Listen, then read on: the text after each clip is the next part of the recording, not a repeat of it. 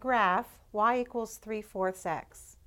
We can write this in slope-intercept form, which would be y equals mx plus b, by just adding a 0. 3/4 x plus 0. When we do this, we see that the slope is 3/4 and the y-intercept is 0, 0.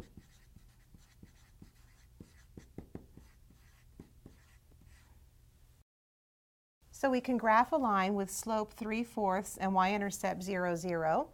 We first plot the y-intercept here, and then we count up 3 for a rise of 3 and over 4 for a run of 4. So up 3 and over 4 and make another dot. To get a third point on the line, we can write this slope as -3 over -4, which means from the y-intercept we count down 3 and to the left 4 and make another dot. So, drawing a line through these points, we would have the equation of the line y equals 3/4 x.